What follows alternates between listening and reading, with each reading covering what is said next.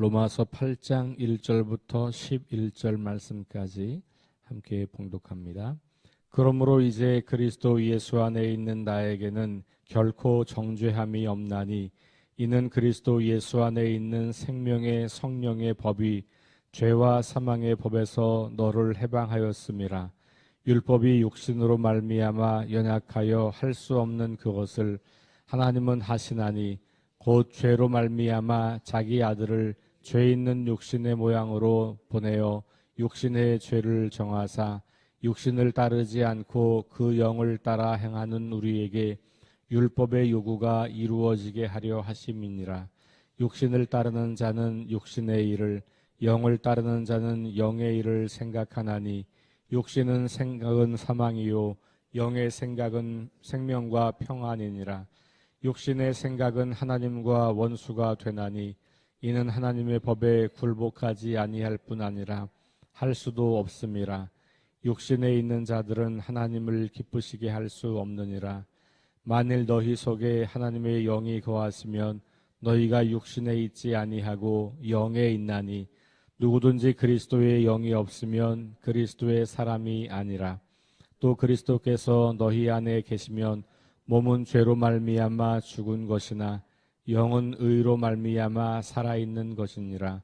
예수를 죽은 자 가운데서 살리신 이의 영이 너희 안에 거하시면 그리스도 예수를 죽은 자 가운데서 살리신 이가 너희 안에 거하시는 그의 영으로 말미암아 너희 죽을 몸도 살리시리라. 아멘. 11절까지 보였습니다. 5장부터 8장을 다시 정리해드리면 믿음으로 말미암는 의의 결과, 자유함을 얻었다라는 것이고 그 자유함을 몇 가지로 나누어서 설명했죠. 5장은 사망으로부터의 자유, 6장은 죄로부터의 자유, 7장은 율법으로부터의 자유. 그래서 죄와 사망과 율법에 얽매여 있던 우리를 자유케 하셨다는 거죠. 그리고 이제 8장은 성령 안에서의 자유라고 말을 할 수가 있어요. 이 8장에만 성령 혹은 영이라고 하는 단어가 꽤 많이 나와요. 11절까지만 해도 한 10번이 나오고요. 27절까지 끊어서 보았을 때도 19번 이렇게 나와요. 그만큼 같은 단어가 반복해서 나온다는 것은 그것을 강조하고 있다는 거고 그 이야기에 집중되어 있다라는 거예요. 7장은 율법 혹은 계명이라는 단어가 굉장히 많이 등장했죠. 왜냐하면 율법에 대한 이야기를 했기 때문에 그런 거예요. 당연히 6장은 죄에 대한 이야기를 많이 한 거고 5장은 사망에 대한 이야기를 한 거예요. 그러니까 이 믿음으로 말미암는 의라고 하는 것의 결과는 자유함, 우리를 얽매고 있던 것들로부터 자유하게 되었다라는 거고 그것을 조금 긍정적 표현으로 하면 성령 안에서 자유함을 얻은 거다. 이렇게 볼 수 있는 거예요. 8장 1절은 이렇게 시작하죠. 그리스도 예수 안에 있는 자에게는 결코 정죄함이 없다. 정죄함이 없다라고 하는 말은 좀 부정적 표현이죠. 뭐뭐가 없다라는 표현이니까 이걸 긍정 표현으로 말하면 앞에 이제까지 나왔던 거예요. 뭐냐면 믿음으로 말미암는 의. 근데 그 믿음으로 말미암는 의에서 믿음의 핵심 내용은 예수 그리스도잖아요. 그러니까 그리스도 예수 안에 있는 것이나 믿음이나 같은 말인 거예요. 그러니까 바울이 잘 하고 있는 것 중에 하나는 동일한 의미를 가지고 있는 다양한 표현들을 쓰고 있다는 거거든요. 그러니까 성경을 읽을 때 동일한 의미를 가지고 있는 다양한 표현들을 익히는 것도 굉장히 중요하죠. 우리가 언어를 공부할 때 새로운 단어, 어휘를 익혀서 그걸 내가 익숙하게 사용하는 것이 언어를 이제 배우고 사용하는 거잖아요. 성경의 언어에 익숙해지고 그 성경의 언어의 의미를 잘 이해하고 그것을 내가 사용할 수 있는 것은 아주 좋은 것입니다. 그러니까 믿음으로 말미암는 의, 믿음으로 얻는 구원 이런 얘기와 더불어서 예수 그리스도 안에서라는 표현, 특별히 바울은 이 표현을 굉장히 많이 쓰거든요. 그리스도 예수 안에서, 안에 있는 사람, 안에 있는 나 이런 표현을 많이 써요. 정죄함이 없다고 하는 것은 옛날에 죄와 사망과 율법 아래 있을 때의 그 결과, 그게 뭐냐면 사망이잖아요. 그렇죠? 죄와 사망과 율법의 권세 아래 있을 때 그 결과는 사망인데 정죄를 받았기 때문에 사망에 이르는 거죠. 그 죄, 율법, 그것에 의해서 우리가 정죄를 받았기 때문에 그 결과 사망에 이르는 건데 그리스도 예수 안에 있다면 정죄받을 게 없다는 거죠. 왜냐하면 이미 우리가 받아야 할 그 죄를 예수께서 다 대신 지시고 죽으셨기 때문에 이 그리스도 예수 안에 있다라고 하는 말은 더 들어가면 그리스도께서 나를 위해서 내가 죽어야 할 그 죄의 값을 다 대신 치르셨다라는 거죠. 그러니까 그 단어가 의미하는 핵심 내용이 무엇인지를 계속 들어가는 거예요. 믿음, 그 내용은 예수 그리스도, 그 핵심 사건은 십자가의 죽으심. 그 십자가의 죽으심은 내가 정죄받고 죽어야 하는 그 죽음. 그걸 예수님이 대신 죽으셨기 때문에 내가 그 예수 그리스도 안에 있을 때 더 이상 내가 정죄받을 게 없는 거예요. 이미 다 해결된 문제라는 것이죠. 그러니까 그리스도 예수 안에 있는다고 하는 말은 그런 의미들을 우리가 알고 있는 것과 연결되는 것이죠. 2절 말씀 다시 똑같이 표현돼요. 그리스도 예수 안에 있는, 우리가 그리스도 예수 안에 있게 될 때 그리스도 예수 안에 있는 생명의 성령의 법이 우리를 죄와 사망의 권세에서 해방시켰다. 그러니까 우리가 예수 그리스도 안에 있으면 그 예수 그리스도 안에 계시는 생명의 성령의 법이 우리를 해방시킨다. 그러니까 우리가 정죄 받을 이유가 없는 거고 우리가 살아있는 그런 생명을 누리는 사람들이 된다는 것이죠. 자, 그리스도 예수 안에 있는 생명의 성령의 법이 죄와 사망과 율법으로부터 우리를 해방하였다. 이것이 이제 이 8장 전체의 핵심이라고 볼 수 있어요. 1절 포함해서 1절과 2절 말씀이. 그러니까 이제 8장의 마지막 뒷부분은 바울이 다시 한번 율법 아래에 있는 자의 비참함에 대해서 이야기했다고 제가 어제 말씀드렸죠. 그것이 회심한 이후 그리스도 안에 있는 사람들에 관한 이야기가 아니라 아직 그리스도 바깥에 있는 사람들의 실존을 말한 거다.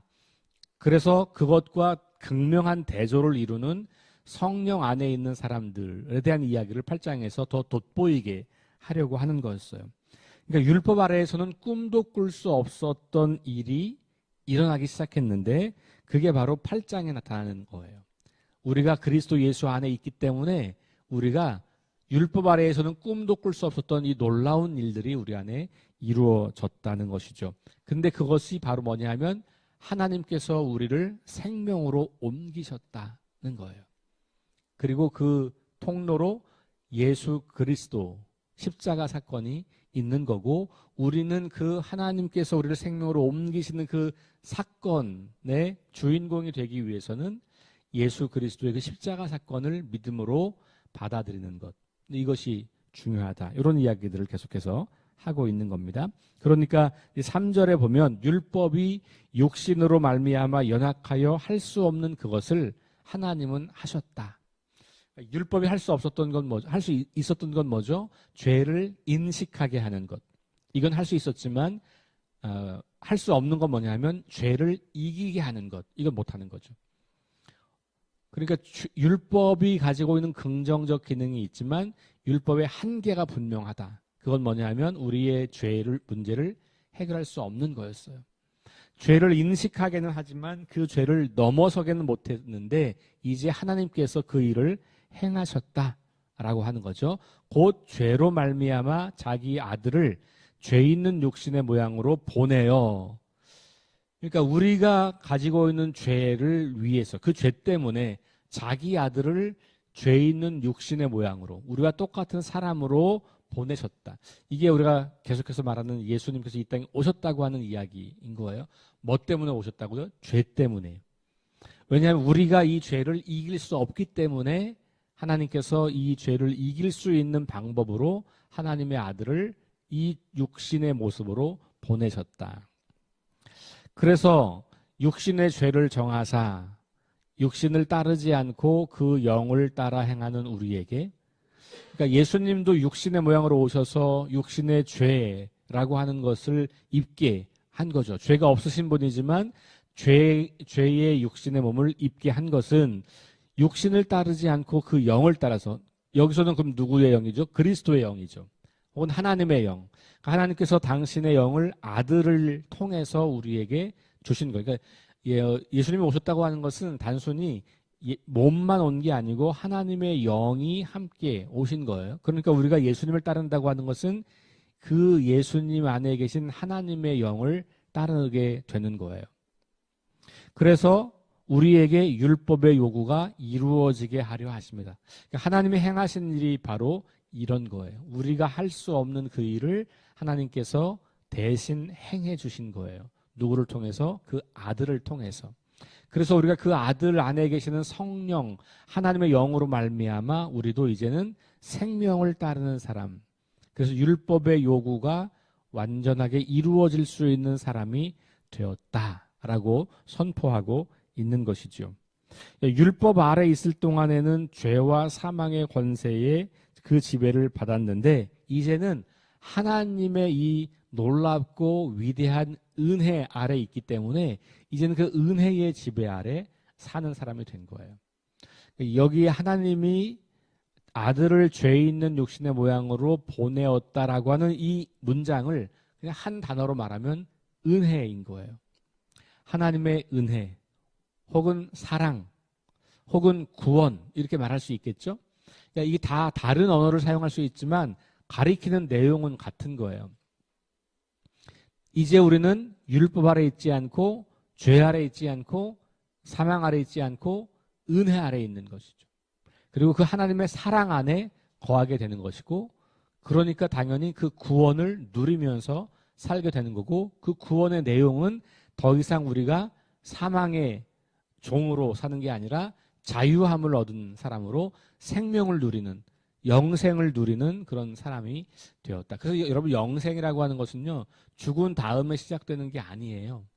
이미 여기에서 우리의 생명은 하나님과 함께 있을 때 우리는 그 하나님의 생명을 누리는 거니까 이미 여기에서부터 그 영생을 누리기 시작하는 거예요. 자, 5절, 육신을 따르는 자는 육신의 일을, 영을 따르는 자는 영의 일을 생각한다. 그러면서 우리가 결국은 육신을 입고 이 육신을 따라서 살면, 다시 말하면 죄와 사망과 육신, 율법 아래 살아가게 될 때 그 생각은 다 육신의 것인데, 그게 6절에 보니까 사망이에요. 그 육신의 생각은 사망에 이르게 하고 우리를, 영의 생각은 우리를 생명과 평안으로 이끈다 라고 말하는 거죠. 그리고 육신의 생각은 하나님과 원수가 된다. 사망이니까 하나님과 원수가 되는 것이죠. 하나님의 법에 굴복하지 않을 뿐더러 할 수도 없기 때문에 하나님과 원수가 되는 거예요. 그런데 육신에 있지 않고 영에 있는 사람들은 하나님과 화해된 사람들이잖아요. 우리 5장 1절에 우리 믿음으로 말미암는 의의 결과를 제일 처음에 이야기할 때 화해, 하나님과 화해되었다. 우리 지난 주일 설교 본문이잖아요. 하나님과 화해되었다고 하는 건 뭐예요? 하나님과 원수되었던 관계가 화해가 된 거예요. 서로 마주 볼 수 없고 서로 가까이 할 수 없는 상태였는데 이제는 인격적인 친밀한 관계를 누릴 수 있는 그런 상태가 된 거죠. 이게 원수로부터 화해가 된 거거든요. 그런데 육신의 생각은 우리를 계속해서 하나님의 원수로 머물러 있게 한다는 것이죠. 그러니까 당연히 하나님을 기쁘시게 할 수 없는 거예요. 자, 이렇게 육신에 머물러 있을 때의 이야기들을 다시 계속하면서 그 핵심은 결국은 사망에 이르게 되는 것이더라.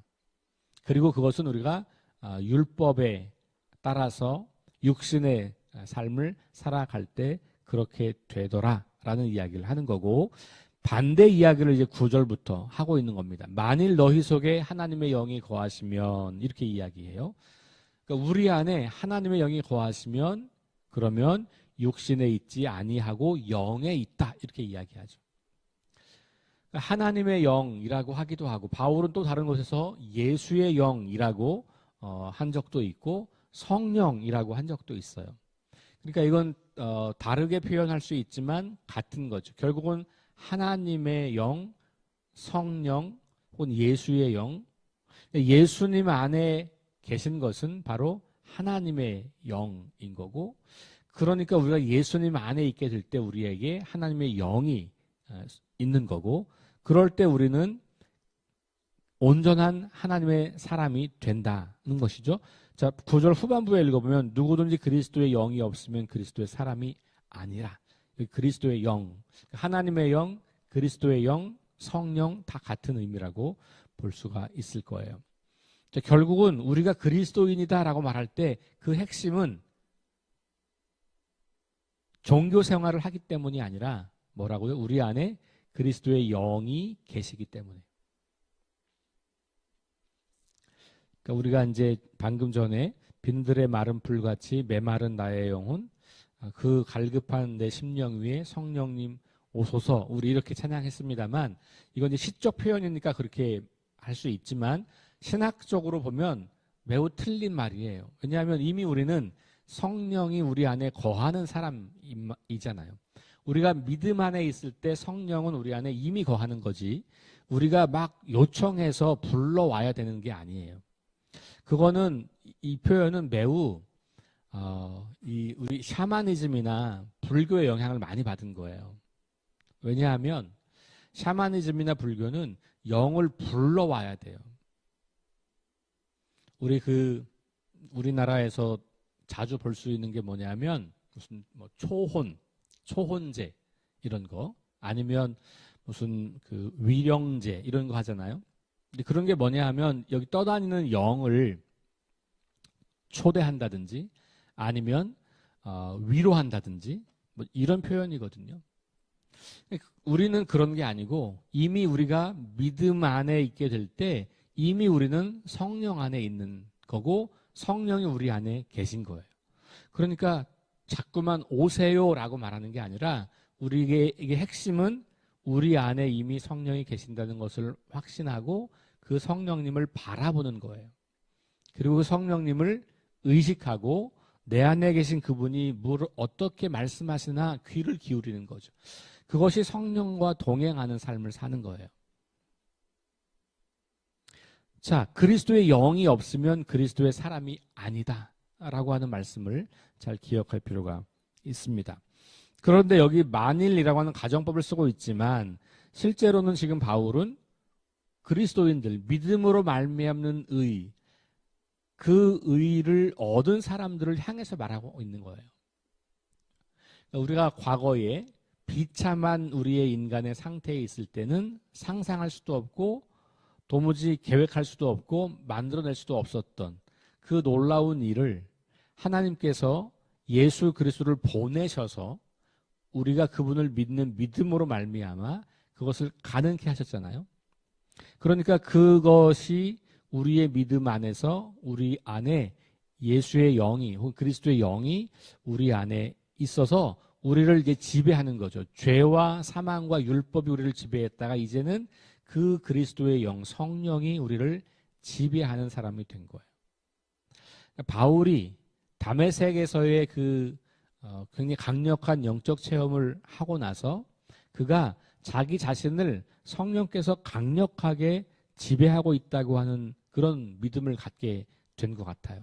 그래서 그는 어느 곳에서 어떤 일을 만나든지 그의 상황이 어떻게 되든지 간에 그 확신이 있었죠. 하나님께서 지금 나와 함께 계시고, 오늘 읽지 않지만 8장의 마지막 절에 가면 그게 확신이에요. 1절도 똑같은데 1절과 마지막 절은 같은 표현, 같은 내용, 다른 표현이에요. 8장 마지막 절을 한번 가보실까요? 우리 한번 같이 한번 읽어보겠습니다. 시작. 높음이나 깊음이나 다른 어떤 피조물이라도 우리를 우리 주 그리스도 예수 안에 있는 하나님의 사랑에서 끊을 수 없으리라. 좀 올라가면 한 절 더 38절부터 읽으면 이래요. 내가 확신하노니, 바울에게 이런 믿음이 있는 거예요. 사망이나 생명이나 천사들이나 권세자들이나 현재 일이나 장래 일이나 능력이나 높음이나 기품이나 다른 어떤 피조물이라도 우리를 우리 주 예수 그리스도 안에 있는 하나님의 사랑에서 끊을 수 없다. 이게 구원의 확신인 거예요. 우리는 요 내용은 잘 모르고 죽으면 천국 가는 거라고 자꾸 생각하니까 이 땅에서 구원을 누리는 게 너무 약한 거예요. 구원받은 사람이 이 땅에서 살아가는 능력이 잘 나타나지 않는 거예요. 왜냐하면 이걸 믿는 게 아니고 우리는 자꾸 그걸 형이상학적인 어떤 것으로 해서 죽음 이후의 내세라고 자꾸만 연결을 해놨어요.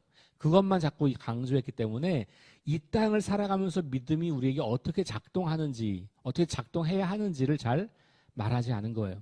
근데 이 바울은 로마서에서 이미 그것을 너무 선명하게 이야기했어요. 더 이상 정죄받지 않는다. 그리고 그 어떤 것도 아무리 강력한 힘도 우리를 하나님의 사랑으로부터 끊을 수 없다.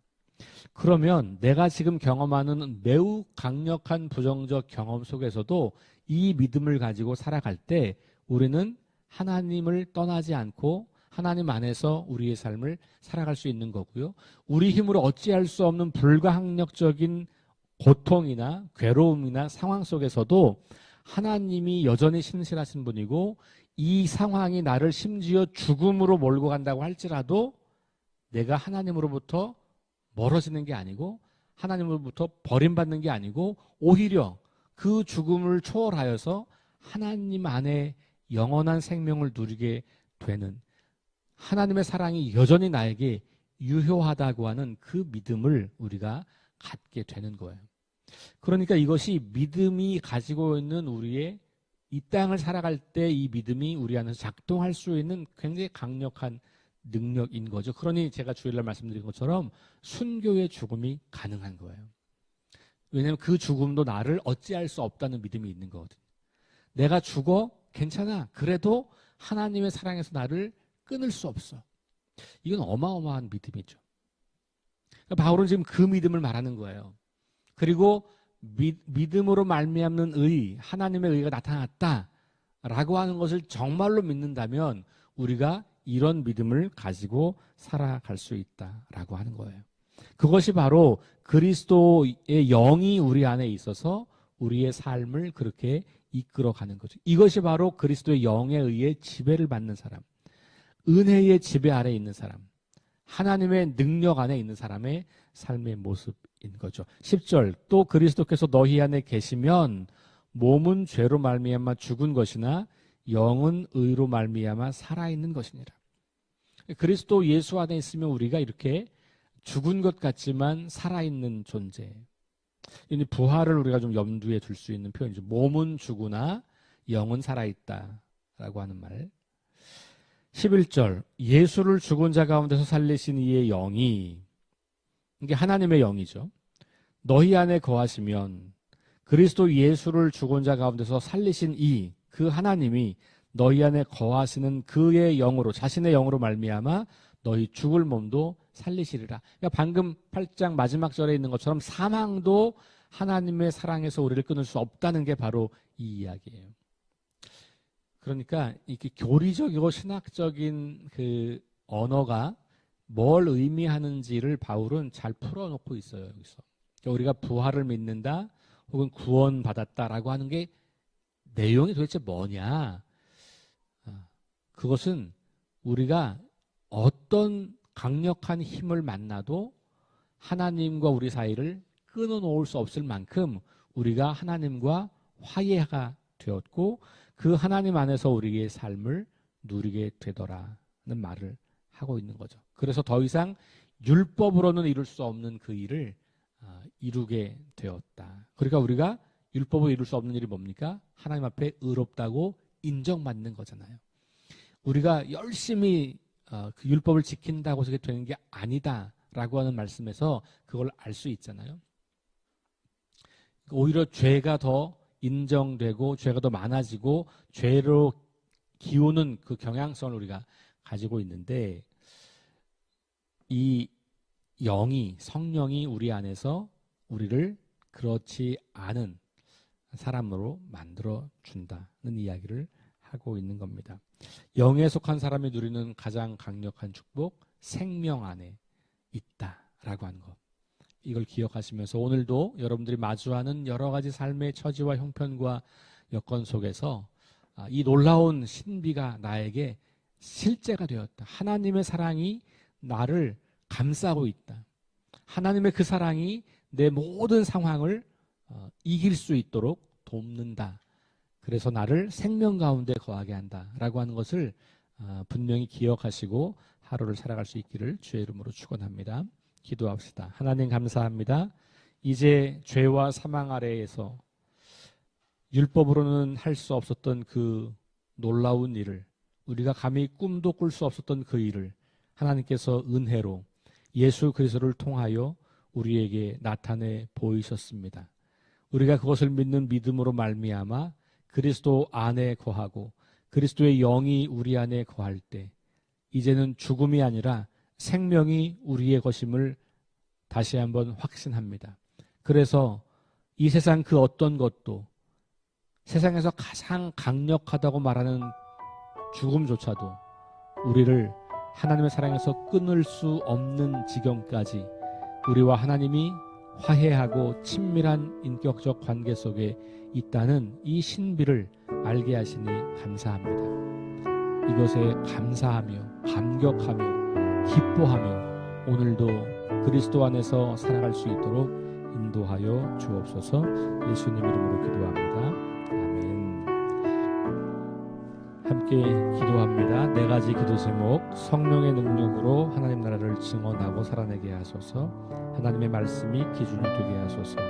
질병과 연약함으로 고통당하는 사람들을 치유하여 주소서. 전쟁과 자연재해와 가난과 억압으로 고통당하는 지구촌 이웃들에게 은혜를 베푸소서. 우리 함께 합심해서 기도하고 개인 기도하고 돌아갑니다.